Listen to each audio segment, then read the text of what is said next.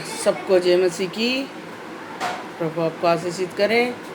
और आज वचन में थोड़ा लेट हुआ वो वीडियो बनाने में, इसलिए कि आज घर पे प्रार्थना रखी थी विश्वासी बहन भाई की, और वो प्रार्थना में आए थे। वो लोग कुछ लोग आए थे, और अभी चर्च में तो बंद है, तो इसलिए हम लोगों ने घर पर शुरू किया अभी आज से ही। प्रभु का धन्यवाद हो कि अच्छी संगति रही आज, और इसलिए थोड़ा लेट हो गए। हम लोग को वचन में चलते हैं, और इस वचन के अनुसार अपने जीवन को बनाना है।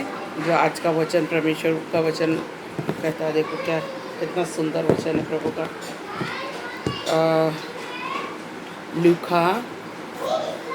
लूका का 21 और 21 का 34 मैं पढ़ के सुनाती हूँ।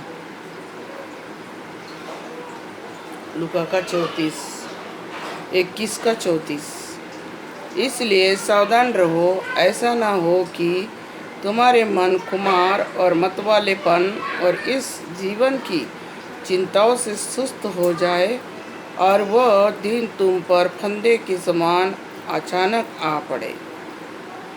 हे मेरे प्रिय लोगों, हमें परमेश्वर के वचन में जो लिखा है, हमें सुस्त तो नहीं होना है। घर पे भी रहे हम लोगों ने तो अपने जीवन को चार्जिंग किया है अच्छे से। प्रभु की संगति में हम लोग बड़े हैं, हमारा आत्मिक जीवन दृढ़ हुआ है।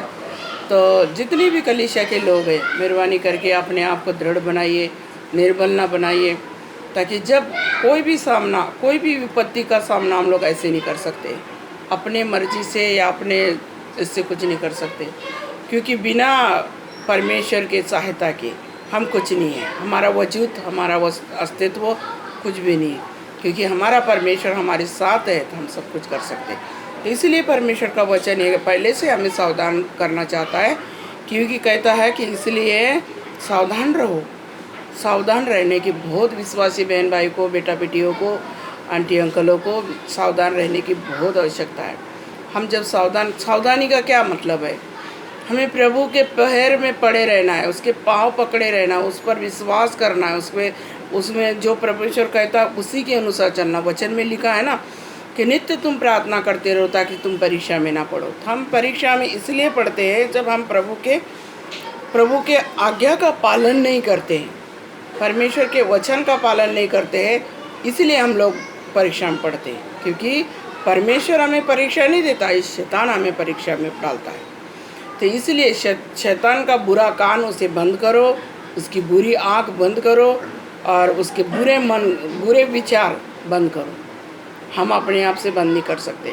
मैंने पिछले हफ्ते बोला था ना, मैंने कैसे दर्शन देखा था और कैसे मुझे प्रभु ने उस दुष्ट के ऊपर जय दिए। तो इसलिए आप लोग भी उस पर जय पा सकते हैं, क्योंकि परमेश्वर ने कहा सांप और बिच्छू को तुम्हें मैं अपने पैरों के नीचे रोदने के लिए दे देता हूँ। अधिकार दिया हमें परमेश्वर ने कि सांप और बिच्छू को हम अपने पैरों से रोन सके, उस पर अधिकार दिया है मेरे प्रिय लोगों। इसलिए प्रभु का वचन कहता है, इसलिए सावधान रहो, ऐसा ना हो कि तुम्हारे मन खुमार, मतलब आलसीपन, सुस्तीपन, बस खाते रहो, सोते रहो, अपना प्रभु का काम ना करना। घर का काम संसारी तो करते हैं हम लोग, लेकिन जो मेन काम हमारा प्रभु का काम होता है वो करना बहुत आवश्यक होता है, क्योंकि उसका काम बहुत ही हल्का है, बहुत ही सरल है।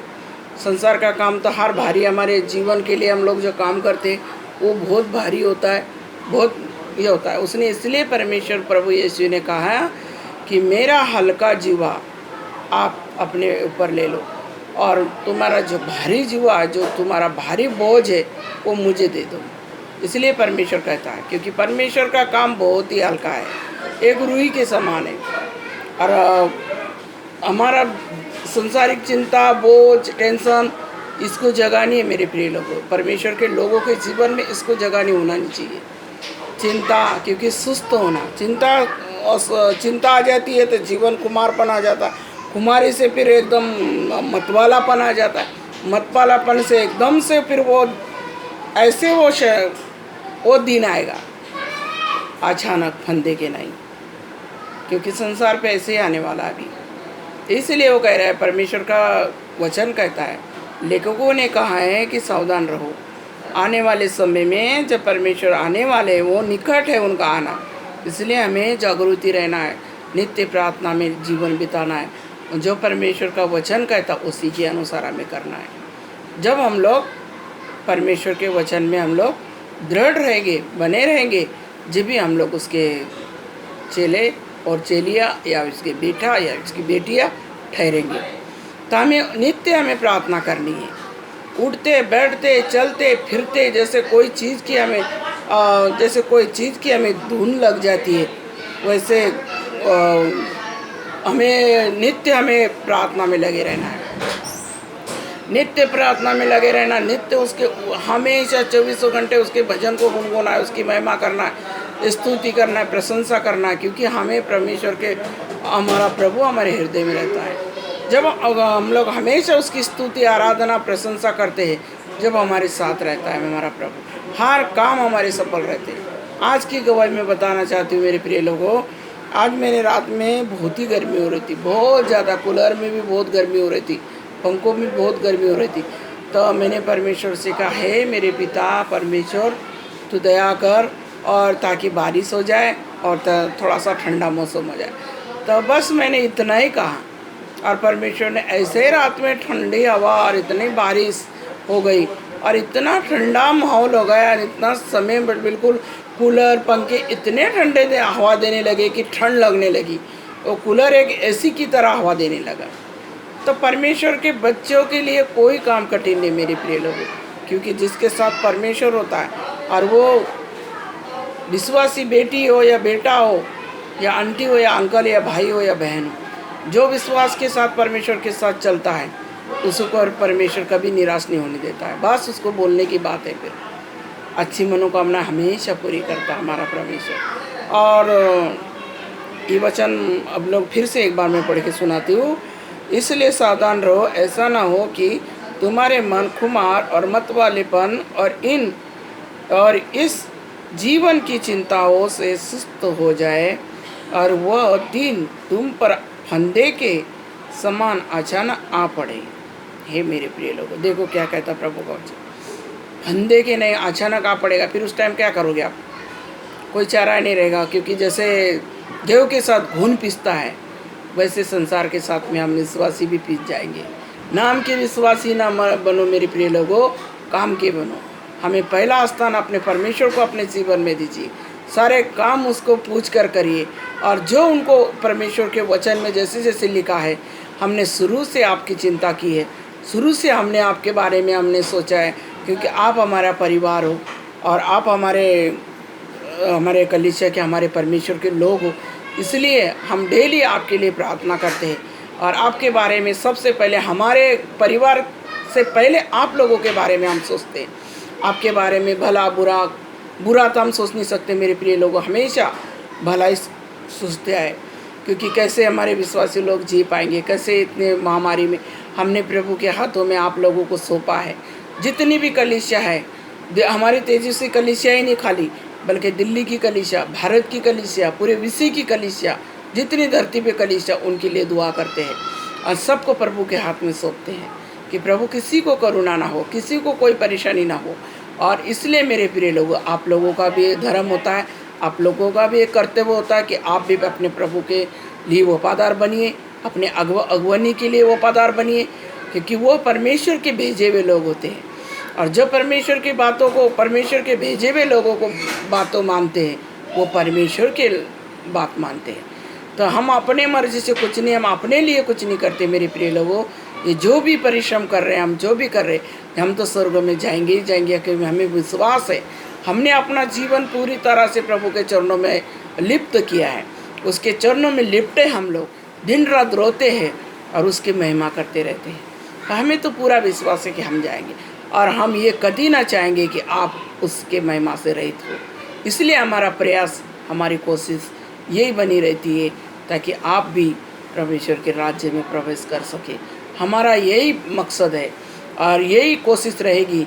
आखिरी दम तक हम आपके लिए यही प्रार्थना करते रहेंगे और आप तक वचन पहुंचाते रहेंगे और आपके मनोबल को बढ़ाते रहेंगे और आपके विश्वास को और दृढ़ता के साथ करते जाएंगे।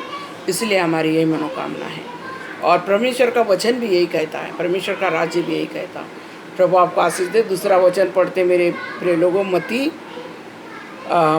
34 और 36 और 44 और 44। ठीक है, एक ये वचन पढ़ना। मत्ती 24 का 36, 44 और मरकुस का 13, 32 और 37। ये 3 वचन मैंने आपके लिए मेरे प्रिय लोगों वीडियो बना के कि आज तो प्रभु के दास ने यहाँ पर प्रचार किया है और बहुत सारे लोग भी आए थे, प्रभु के वचन से आशीषित पाई है। लेकिन जो मेरे भाई बहन गाँव गए हुए और जो यहाँ तक नहीं पहुँचे हैं, इसलिए उनके लिए मैंने ये वीडियो बनाया है और ये वचन आप लोगों के लिए मैंने विशेष करके तैयार किया है। आप प्रभु आपको आशीषित करें। मैं थोड़ी सी प्रार्थना करती हूँ। प्यारे प्रभु, मैं तेरा धन्यवाद करती हूँ। पवित्र पिता परमेश्वर, एक बार फिर से तेरे चरणों में आते दया अनुग्रह कर ये वचन प्रभु इनके जीवन में कार्य करने पाए। जिन के पास ये वचन पहुँचता है, मेरे पिता दया कर, अनुग्रह कर, ताकि तेरे नाम की महिमा हो। ऐसी दया कर प्रभु। तेजी से कलीसिया को तेरे विशेष करके हाथों में सौंपती हूँ। इनके जीवन का सारा खुमारीपन, सारी सुस्तीपन, आलसीपन यीशु के नाम से दूर कर हमेशा के लिए प्रभु।